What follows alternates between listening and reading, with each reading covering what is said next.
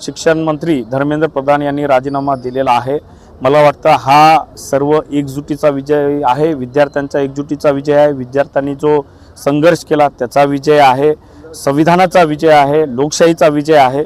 आणि आमचे जे विरोधी पक्षनेते माननीय राहुलजी गांधी यांनी संपूर्ण इंडिया आघाडीची जे एक मोठ बांधलेली होती, संसदेमध्ये वेळोवेळी संसद बंद पाडण्याचं काम, संसदेच्या बाहेर आंदोलन करण्याचं काम सर्व खासदारांना मिळून केलेलं आहे।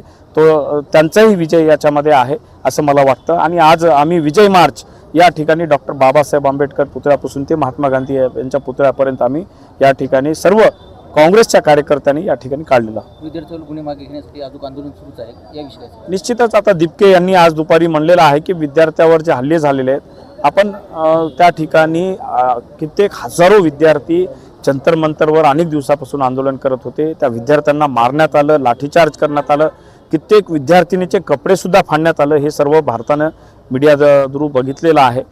एवढं असंवेदनशील सरकार कसं वागू शकते विद्यार्थ्यांप्रती त्या ठिकाणी आहे। आणि जे विद्यार्थी या ठिकाणी आत्महत्या केलेल्या आहेत त्यांना सरकारच्या वतीने कंपन्सेशन मिळालं पाहिजे, ह्या सर्व प्रमुख मागण्या या ठिकाणी आम्ही मांडलेल्या आहेत। भाजपच्या मोठ्या नेत्यांनी म्हणले होते की आम्ही राजीनामा देणार नाही असं बोललो होतं, वेगवेगळे नेते बोलले होते, पण आज शेवटी राजीनामा झाला। आताच काही वेळापूर्वी अशोकराव साहेबांची पत्रकार परिषद झाली, त्यामध्ये पण म्हणले की आता राजीनामा दिला, आता पुढे काय?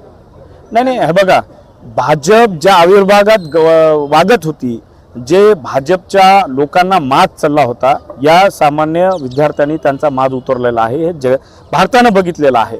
आणि मला वाटतं की कोणी एवढा माज चढवणं बरोबर नाही।